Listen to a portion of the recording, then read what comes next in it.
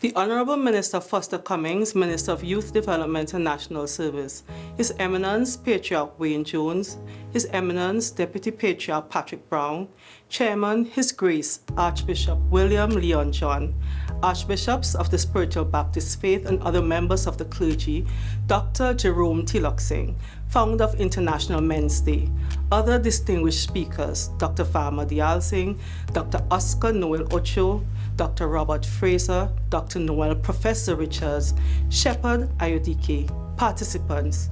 I'm truly grateful for the privilege to speak before all of you, united in the powerful occasion of the Spiritual Baptist Faith International Men's Day Conference. I apologize for not being able to be there in person, but I'm truly grateful for the opportunity to share my thoughts with you through this recorded message. I want to take a moment to extend my heartfelt congratulations to the organizers of this conference. It is truly inspiring to witness such a gathering of men coming together with such purpose and determination. I'm thrilled to send out warm greetings and heartfelt best wishes to all the incredible men who are gathered here today as we prepare to celebrate International Men's Day, a global observance happening tomorrow on November 19th. We must give credit for International Men's Day receiving the recognition and prominence it deserves to a man who, in my many interactions with him, has proven to be a positive role model for men and boys.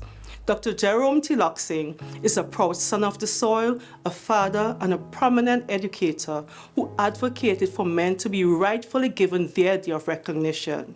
Today, you are participating in your Spiritual Baptist International Men's Day Conference on the topic, Positive Role Models for Men. This is a very timely and appropriate theme in a society where young men experience challenges with health, economic, and social outcomes. Role models today need to promote healthy beliefs about gender and healthy lifestyles for men and boys. I strongly believe in the institution we call family, and I hold firm to the belief that men play a crucial role in strengthening and safeguarding this sacred institution. Furthermore, as the other pair of hands rock in the cradle, men play a crucial role in shaping the outcomes of future generations. A father's parenting influence is important to child development, and as you know, that also contributes to the positive development of the family and the nation. Fathers shape and send powerful messages to daughters and sons about power and relationships. It continues to be important for you men to also make tangible and intangible contributions within your personal spheres. I must say that growing up in my district in Tobago, and I'm sure this applies to others across the national community, my first male role model was my father. He has been here for me during my many moments of disappointments and has been a significant contributor to my major achievements. My daddy remains a steadfast disciplinarian and wise counselor, but most importantly, he remains one of my closest friends. He has helped to instill in me values that shape the woman I am today, and even more importantly, he has significantly influenced what I deem acceptable and unacceptable in a marriage and a family.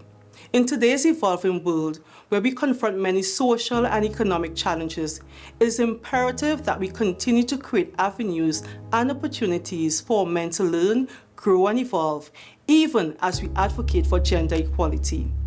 We at the Gender and Child Affairs Division will continue to establish programs to assist men and will continue to do so through the efforts of the Coordinator of Male Programs, who specifically designs, develops, and implements programs to empower men and boys.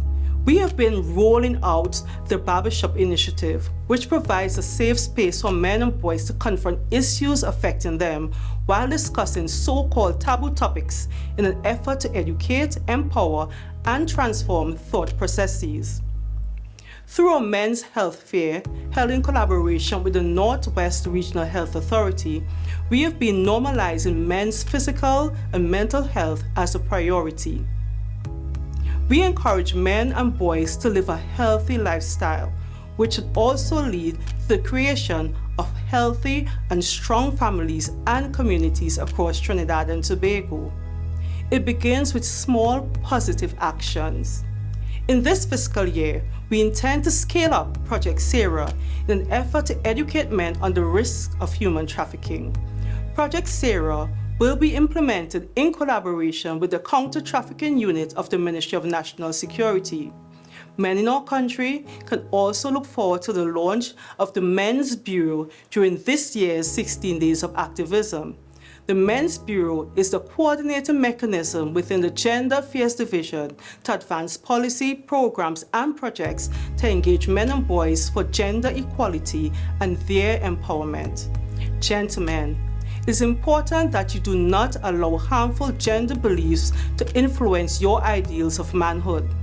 You can aspire to careers in non-traditional fields such as nursing, social work, and full-time fathering as positive role models. I want to especially recognize a man blazing the trail in a so-called female-dominated sector. Notwithstanding our culture, Mr. Edie Stewart, a registered nurse, has risen to the top as president of the Trinidad and Tobago Registered Nurses Association. Information provided by the Central Statistical Office shows that fewer men consider jobs such as clerical workers and even permanent secretaries.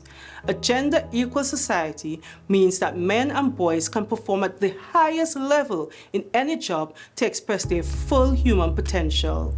Over the years, we have seen men rise from small communities to international acclaim and success.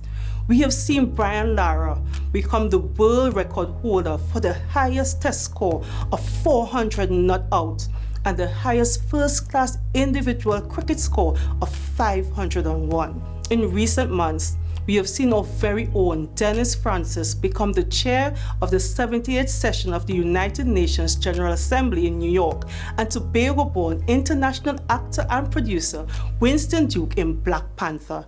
There is no shortage of role models to encourage you to aspire to greater personal, professional, and even international achievement. And as we celebrate the many positive achievements of men today, I must raise a matter that continues to be a challenge for all of us in this country, and that is the issue of violence. I know that violence affects many countries in the world, but I raise this with you because I want to encourage all men in this country to not use violence to settle differences. It's simply not the solution. So as celebrated men, I urge you to stand against the use of violence. I ask you to speak out against violence in this country. I encourage you to use dialogue to resolve disputes. Let's talk it out. Let us stand in unity with individuals, groups, and the government to be a shield of protection for the vulnerable in this country. Let us all be a chorus and a campaign for non-violence in our country as we do all the positive things to become role models and exemplars in our country.